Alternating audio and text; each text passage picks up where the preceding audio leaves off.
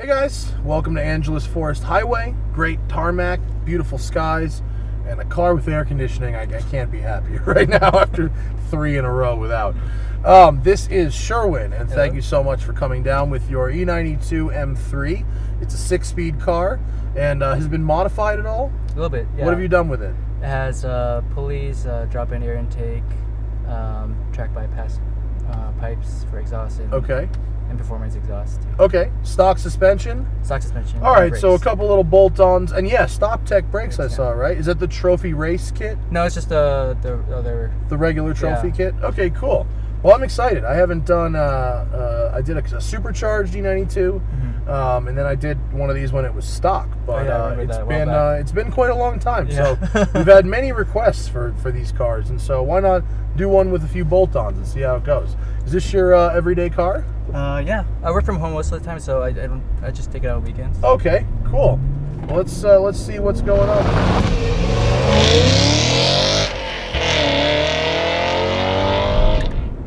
Manual, easy, so easy. What are you supposed to get with these with those pulleys? I mean, I know it reduces. It's their underdrive pulleys, right? Yeah. Basically. So they underdrive the power steering and accessories a little bit. And then it gives you 10 horses, free up 10 horses. Have you found any downsides to those? I felt the steering would get a little bit heavier. Okay. And accessories is still running great. Okay, yeah, I had a set of underdrive pulleys on a Mustang back in the day, and when the car would come to an idle, the headlights would get dim. Oh. And I was like, I'm not sure this is worth it. But yeah, these things are great, and what's great about them now is that used, they're fairly affordable, or reasonably affordable. They sound great. This V8 engine is a gem, as they say, and they're practical. You can daily drive one of these things. And how long have you had this one? Since 2012. And has it been reliable in these last 4 years? I had the rod bearing issue with this car. Did? Yeah, okay. So I caught it early, thankfully. I heard little ticking noises. Took it up to European Auto Source in Anaheim, and they said that most likely rod bearing. I did the oil test, Blackstone lab test, and they did see signs of it. So I got that done. Is that a full engine rebuild? No, you just replace the bearings. Oh, that's it. Okay. Yeah. So it could get worse depending on how bad the damage is. Right. Thankfully, I caught it early. Just got the bearings replaced. These things they're a great combination of performance, luxury, practicality, refinement. There's a reason these cars were the benchmark for so long, The one thing I've always found weird about these, and that maybe it's just me. How tall are you? I'm 5'10". Okay, I'm 6'2". I really feel like I'm sitting up on top of the car. It doesn't sit very low, even for me. I can't get the seat down lower. The newer cars, you sit much lower in the car. So I've actually found that people, when you put an aftermarket seat in this, that it gets me 3 or 4 inches lower in the car, I'm happier as a driver.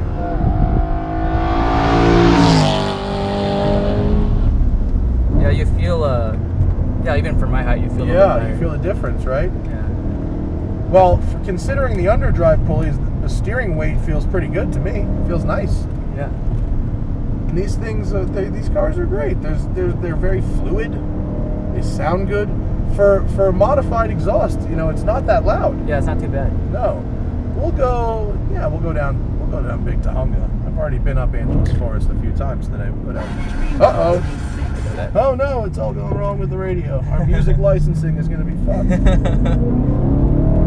I like this car because, for a lot of reasons, but one of the things I love about it is that movable red line. Oh, yeah. When you start the car, the red line's at like 5, and then it gradually goes up to 8, right? Is it 8 the highest? It goes to 8,400. 8,400? Yeah.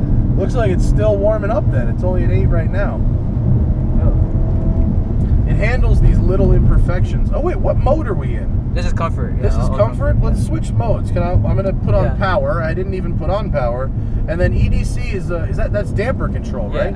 So we'll go, 1 click on that? What do you think? 2 clicks? 1 click? What do you like? I usually just leave it. it'll leave it 2 clicks on the track. 2 clicks on the track. Well, we're on the road, but let's see what happens with the 2 clicks. It's still pretty supple. Yeah, it doesn't ruin the ride. Yeah, that's for sure. You can drive it around in 2 clicks. Yeah. And then you have your M button on the steering wheel, which just goes into full max, right? If you just hit that. Yeah. These things take bumps really well. This is a great car. Up until the new Mustang GT, this was like the car to have if you drive on bumpy canyon roads. The new Mustang GT does it just as well, actually, as far as taking the bumps.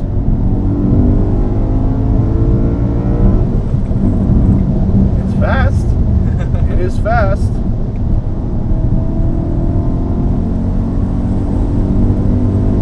Oh, it's good, man. Wow. That was a big number.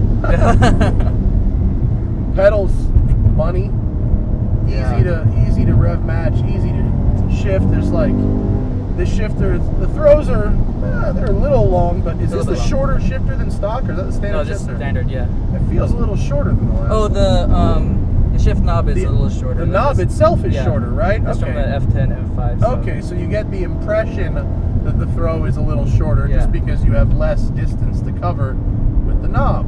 Makes total sense. These StopTechs are nice and right there. Yeah, that was a big issue with me on the track with the OEM ones. Yeah, were you getting a lot of fade? Yeah, when I finally got comfortable pushing the car into the corners, and I definitely got fade. And these make a big difference? Yeah, it made a big difference, yeah. How do you like this car on the track? I like it. It's a confidence experience. Yeah? So, yeah. I mean, like, I drive my brother's Cayman S back to back. Like, you feel the weight difference. Oh, yeah. Cayman, they're great fun, those cars. But I see your child seat in the back. Is that the Recaro? Yes. Recaro baby seat? That's a Recaro. Badass. You know, if you need the child seat requirement, a Cayman is not going to cut it, is it? No, it's not. Yeah, this is a good car if you got to put kids in the back. And these things, you know, they sold so many of them that you can pretty much take your pick at this point. And what year is this one? An 08. So this is an earlier car. Yeah. These are quite reasonably priced, and I think the newest ones are still kind of expensive. The competition package ones. Yeah, yeah. But these are, I mean, if you pick this car up for, let's call it 30 to 35 grand. I don't know what you paid, but that's kind of what they're going for right now, and maybe even a little less. It's definitely a driving experience that is more than that. You know, you're buying a $50,000 driving experience, really, for where your save is. You're kind of you roll the dice with the maintenance and stuff, the rod bearings and whatnot. Is that an expensive repair, that rod bearing thing? It was like $2,500. Not cheap, but doable. Labor parts, So the same rule really applies with any used German car, which is save a little rainy day fund. Yeah. Because you never know what might come up that's expensive. Yeah, I took it to BMW to see if they could cover it, but they were charging $2,500 just to look inside the car. What? So, yeah, so I was like, no, I'll just go to somewhere else. And you get the whole service done, not just the inspection. Yeah, that's crazy. There are certain times where, like, I should really follow my own advice a little more sometimes.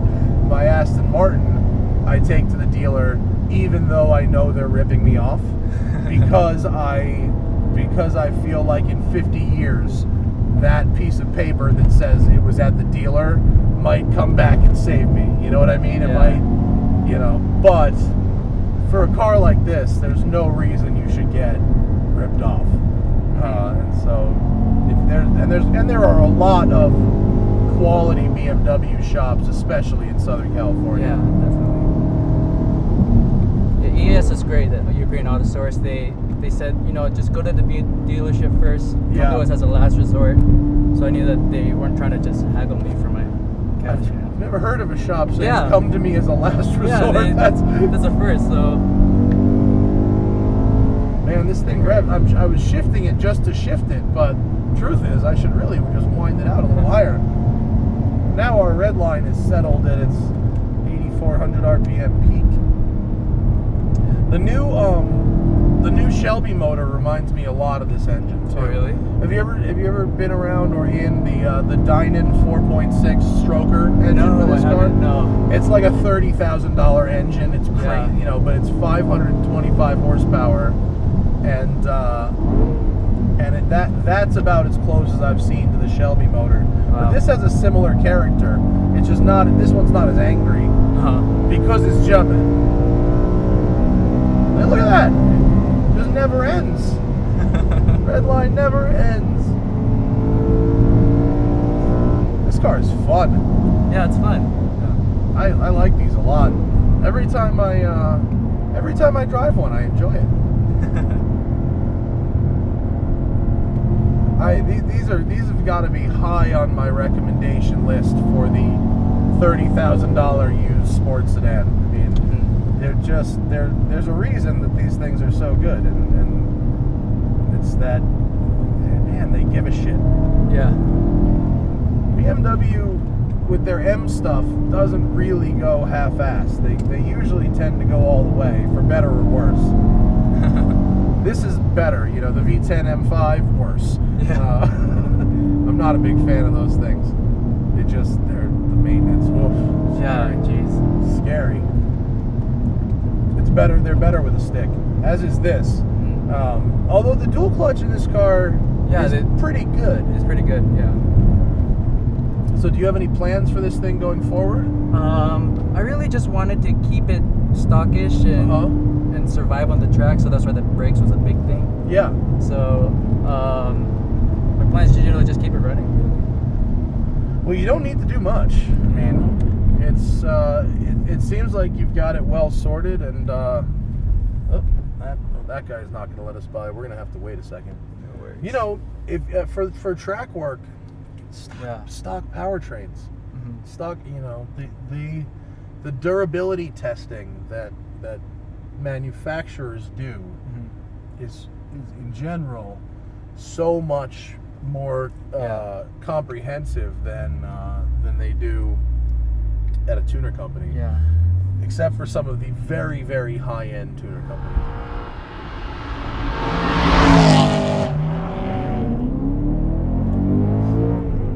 Fun to rev this engine. For a lot less than you're used to paying. Did I hit that? What does that keep coming on for?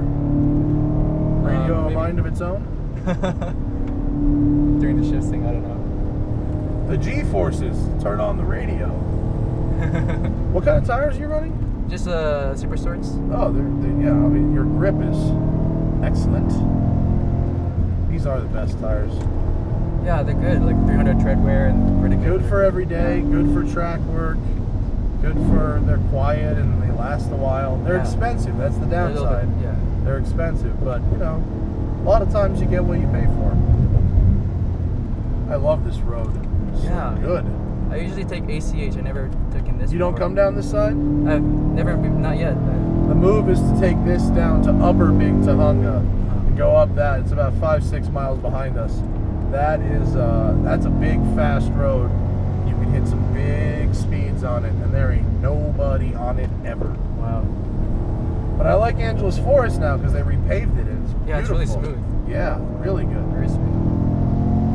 Really, it's like this car.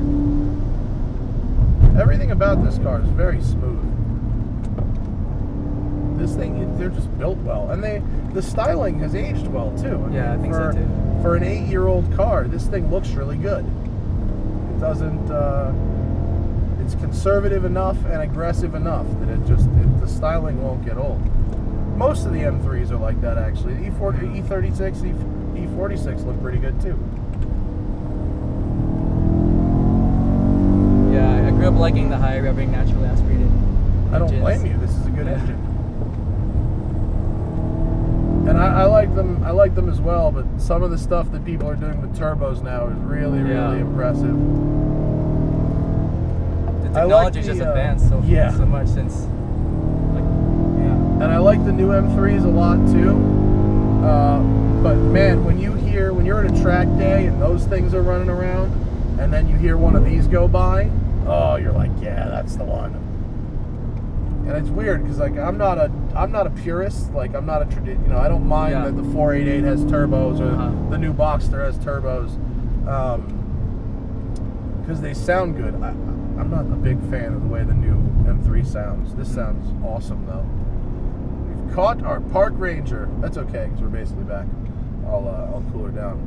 But this is these things are really nice, and they're prime for an enthusiast with a little bit of money to go pick one up and have a great daily / weekend car / track car. And the manual's good, and the dual clutch is good enough that it doesn't feel old. It still feels like you drive a SMG from an E46 and you go, oh this gosh, is awful. But this is great, and it's I absolutely recommend buying these things up now. Thank you so much, man. I appreciate it, Sherwin. This was great, and thanks for coming. And of course, thank you all for watching, and I'll see you later.